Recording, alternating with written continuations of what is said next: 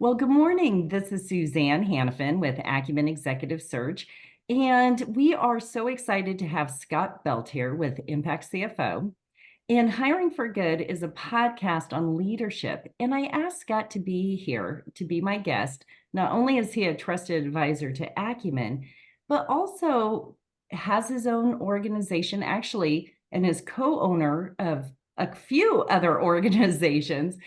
And so, Scott, welcome. I'm glad you are here, and we'll talk about your journey and how you became a business owner. So, Well, I'll thank just you for turn it having over to me. you. Yeah. Yeah. So, why don't you share with us how you became from a CPA, working, in a CPA firm to starting Impact and that whole journey? Well, it started long before that. I grew up on a farm here in Oregon, and that kind of instilled into me the sense of ownership, business ownership, and what it takes to grow crops, animals, people. And that was instilled into me at a very young age.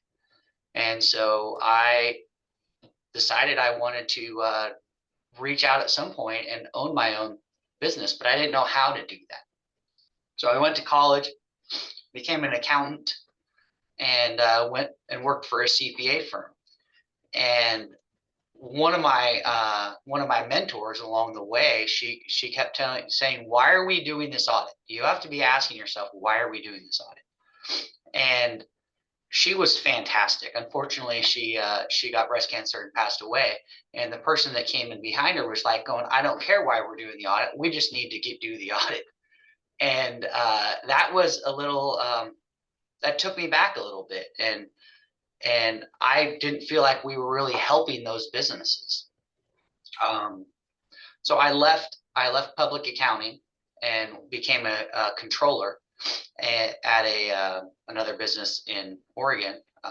And I just kept trying to help that business. How can we make that business better? And ran into upper management, the C-suite, a few individuals that just wanted to make their careers better. And I didn't care about their careers. I only cared about the business. How do I make this business better? So I left that one and became the CFO of a local. It was a business that for the elder care, and we built and designed and developed our own buildings, and then managed the process. And that was fantastic because I got to work inside of operations, marketing, sales, accounting, finance, building, development, all the different aspects of the building, and how important communication was between all of those departments, and how the only way to succeed in the business is to have good information, a great vision, and how do you have a plan to get from where you are to where you're going. And that was a lot of fun. But at the end of the day, I was still working for somebody else, and I was wanted to help more businesses than just the one I was working with. So I left that business and started Impact. And along the way, uh, I just came to be a CFO. How could I be a CFO and help a lot of businesses? And what I soon figured out was there was a lot of businesses out there, small businesses, that their accounting wasn't any good. Their numbers weren't good. So we were wasting a lot of time and energy getting the numbers correct so we could plan forward. Because if the numbers aren't correct, you're making decisions on bad information, which then in turn becomes bad decisions. If it was good information, then you could make good, relevant, good, clean, forward looking vision information. And I was doing all this on a fractional basis. Then I had to start growing my team because I needed controllers, I needed bookkeepers. How could I move forward through that, and really helping businesses? And that was through the numbers. How do we look forward? Well, to look forward, you have to first look backwards. You have to figure out where you are. And once you know where you are, then you have your vision to where you want to go, and you can help plan that. And that's how we got to Impact CFO Services. along the way, we realized that some of these businesses didn't need fractional support; they needed full-time support. So we added in the impact recruiting and the harvester talent that you mentioned earlier.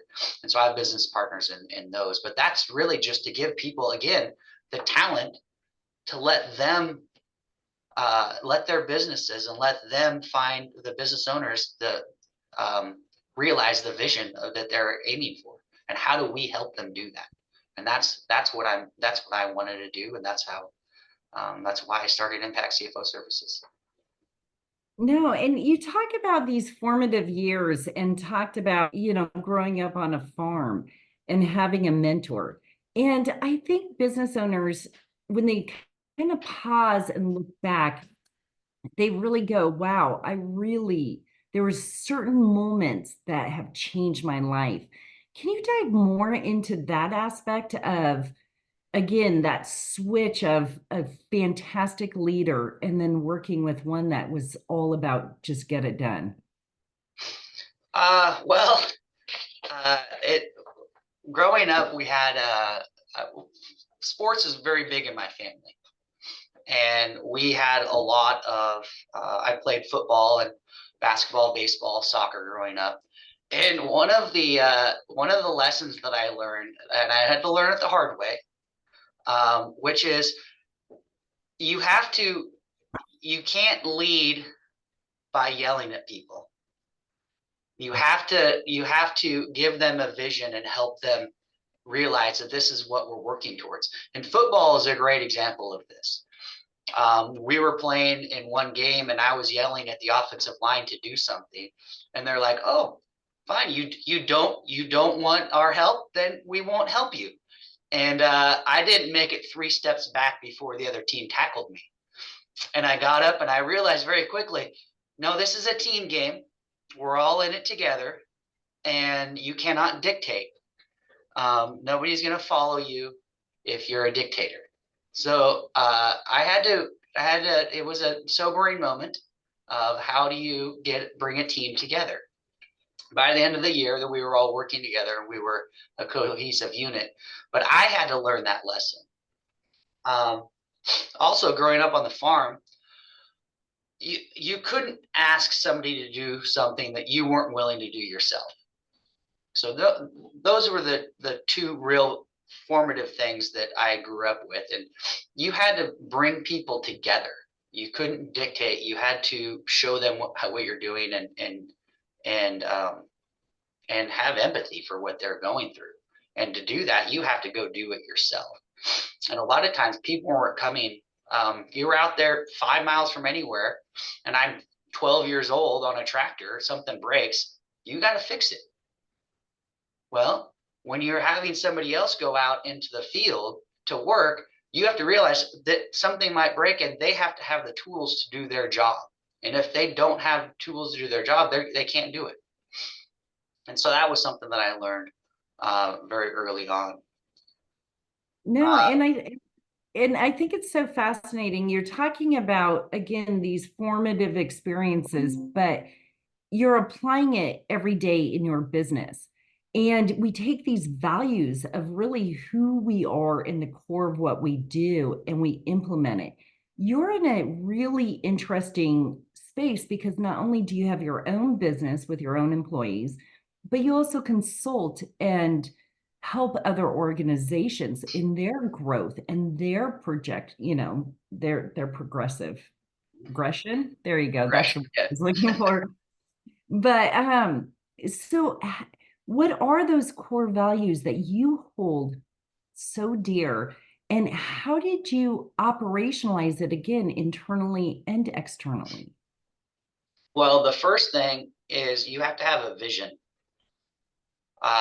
So the core values that come back to, I'm gonna go back a little bit, but you have to have a vision to where you're gonna go. And once you have that vision, you have to hire people that want to execute on that vision. And then once you have people that want to execute on the vision, then you have to give them the tools to do their job. and get out of their way. So hire the best people possible. If you hire the best people and you give them the tools and you give them the vision and you get everybody going in the right in the same direction, you can accomplish anything. And it doesn't matter what it is. Yeah, you're speaking my love language right there. Yeah. So But if you don't give absolutely. them the vision and you Mhm. hire yes people and you don't give them the tools to do their job, you're not going anywhere. So that's the best thing that I can say is find the best person possible, and then give them the tools and the vision. And if you can do that, you'll be successful. So, it's a little broad, the best person possible. When you hire, what characteristics do you look for as a team, within your own team? Um, I look for self starters, people that are motivated. One of my favorite sayings is success is dependent on effort. It's very simple, but you have to try. So are you self-motivated? Or do you need somebody to start you in the morning? And if you do, then you're probably not going to be good on my team, because I'm not going to be I am not a micromanager. I try to hire people that want to execute on that vision, and they want to do it, and I'm gonna probably get in their way, so I'm gonna hire them and get out of their way. Um, so that's one. Obviously, truthfulness and honesty. We're in the trust business in accounting, so everything that we do is trustworthy. You have to gain their trust. And Suzanne, we're in the Provisors together, and one of those that organization is about know, like, trust. Accounting is all about trust. If they don't trust you, then you're never going to be successful, and you can't help them execute that. And so once you get to that trust factor, then you can start bringing in everybody around you to help them grow and succeed. But if you don't have that trust, so you have to hire trust, and that's hard. And so you have to really dig into the background of the person you're hiring and find out, are they the type of person that you want to hire? And your question earlier was, how do you hire the best person? Well, accounting, there's certain aspects of accounting that are easy. If you have a CPA license, you know accounting. Some organization has already said that you know accounting, so I don't have to worry about that. Now, what have you done with it? And how have you applied that moving forward, and checking resource around resumes and the people that they worked with and worked for? Are they the type of person you want to hire? Are they going to help this organization move forward? So I guess that's how I look for it, is honesty, integrity, and trustworthiness, because that's what people are hiring us for. Absolutely, absolutely. So when you walk in a client and they need, whether it's an interim person or somebody full-time, there, how do you build that trust with your clients to where you're saying this is the person for you? That's a hard one, because a lot of times we walk into it and the business owners don't know what they want, or they don't know what they need. They know what they want, but they don't know what they need. And a lot of times we're having to educate on the roles. They say, oh yeah, a CPA is a CFO. No, a CPA is at best a controller. A CPA does taxes. They do audits. They look backwards. What have you done? And then they report on how you've done through the compliance arm of the audit or the tax return. A controller actually does more than that, because they're looking at policies and procedures and controls, And how does the information get into your general ledger? How do you then report out? It's not just an audit of the 3 statements of your balance sheet, income statement, and cash flow, or your tax return, whether that's a 1040 personal or a 990 nonprofit or any number of other C or S corp returns. They're in there saying, what management reports do we need? Because what does the management report need? But you also have operational information that comes into these reports. You have marketing and sales information that comes into these reports. You have obviously financial information that comes in the reports. And then you give these reports out to your management, your executive team, your investors, the line people. And all of these reports look different. Now, the underlying information is all the same, but how you present that information to different sets of people is different because their education level on the information is different. And I'm going to tell you what, the person that's in marketing and sales doesn't care about the balance sheet. They don't. They want to know how they're doing against their budget. And so getting the right information to the right people at the right time is that. And then your CFO, that's your forward-looking arm. If you have CPA in your title, you're probably not going to be a very good CFO. And the reason is you've been taught your entire life to look backwards at school. When you got hired at a CPA firm, you've got all your training is all looking backwards. What is that? How do we get that tax return information in there? How do you get that audit completed? It's all backwards. Then you're managing, you're reviewing everything that looks backwards. How is that CPA going to know how to look forward? All the what ifs scenarios that you're looking at, the risk management. I talked to an audit partner at Moss Adams once, and I was like, hey, this is what we do. And she looked at the CFO, my CFO list, and she goes, yeah, the first like 3, I think I can do.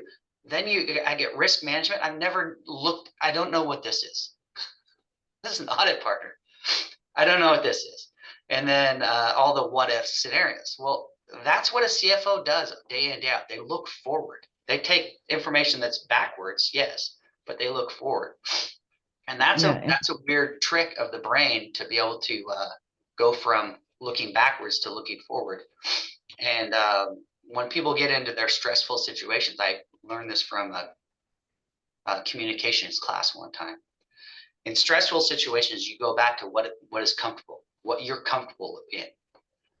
Well, in business, it's the same way. When you get into a stressful situation, you're going to revert back to what's comfortable for you. Well, if you're comfortable is looking backwards, but your business owner demands that you're looking forward, you're not going to be doing what the business owner needs and wants you to do. Especially in a fractional situation where you're only there a day a week. You're not even there full time. So they need you to be looking forward. So when we go in and find the business owner, the first thing I have to do is say, do you need a CFO or do you need a controller?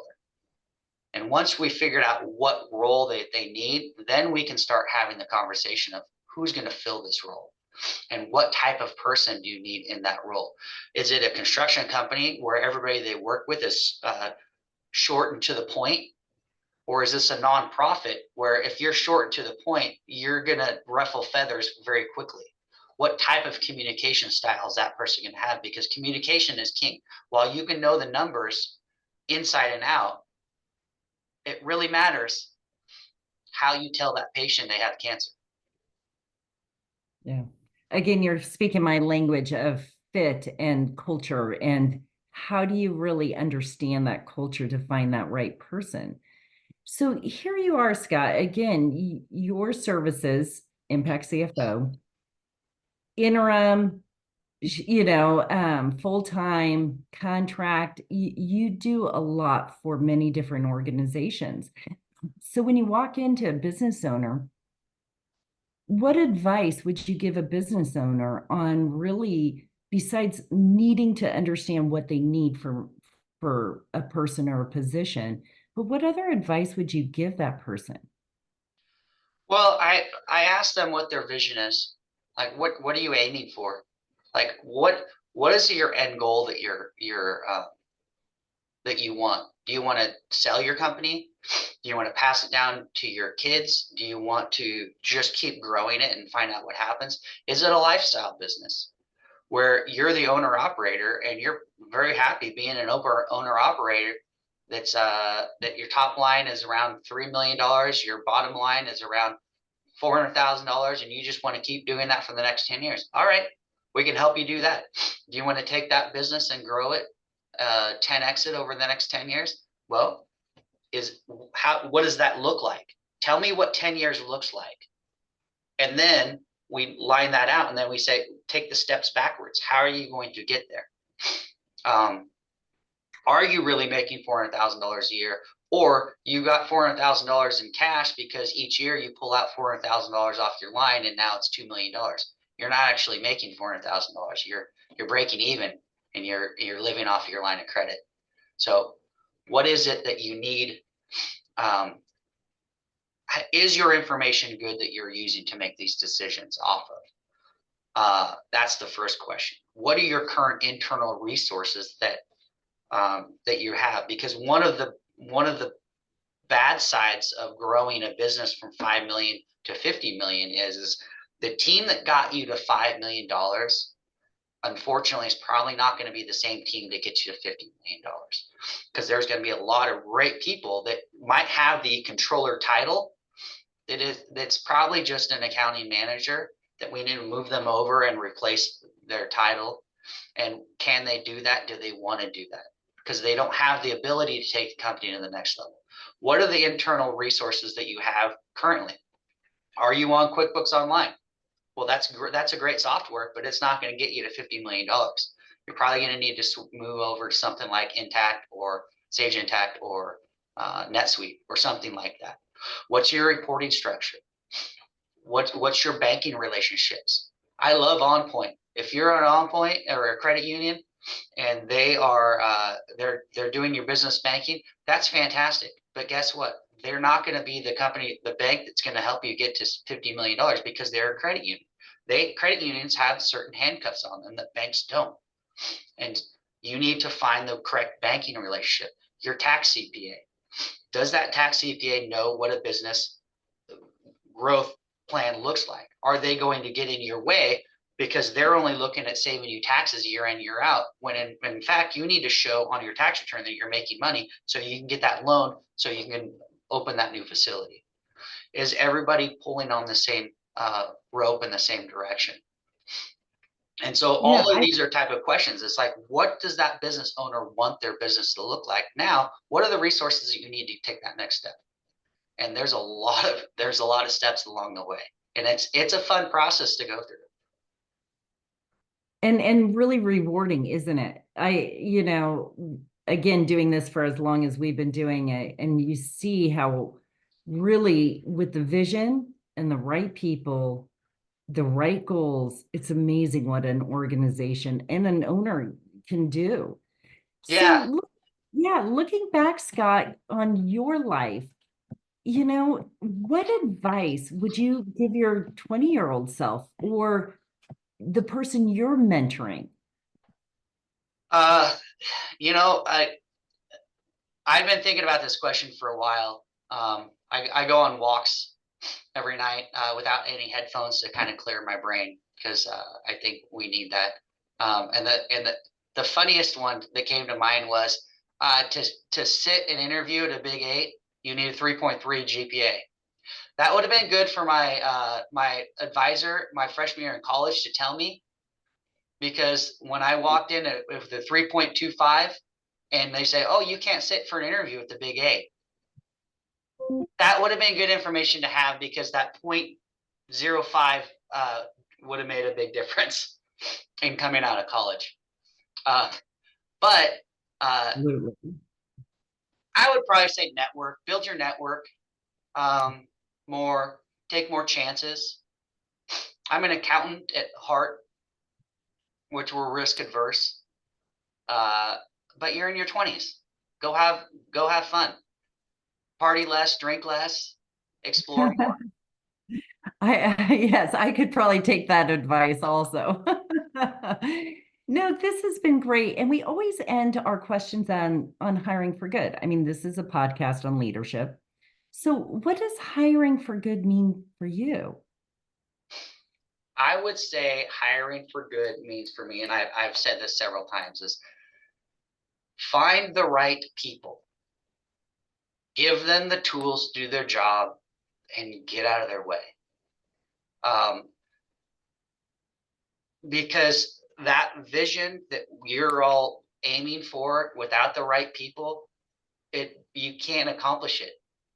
Um, even the our great titans, self-made people, the Zuckerbergs or the Musks or the uh, Microsoft people, all of those Maybe. people, Yeah. yeah, Bill Gates, they all had good visions, but they all surrounded themselves with the right people to help them get there. And without the right people, your vision is that just a vision. You'll never accomplish anything without it. And so hiring for good is hiring the right people for the good of either your company or the company that you're trying to support, um, and then supporting them. Yeah, and I'm going to go back and I'm going to reiterate something that you said that really hit home to me. Hiring for good and the right person is not necessarily a yes man either. It's Oh, something you can challenge, can again help those move move the progression forward. yeah, Yeah. if I wanted an echo chamber, I would just hire myself. I don't want to do that. I need to have somebody that challenges your thoughts, challenges your Mhm. perspective, because that makes everybody better. Absolutely. Well, Scott, I cannot thank you enough for being here, joining us in this conversation.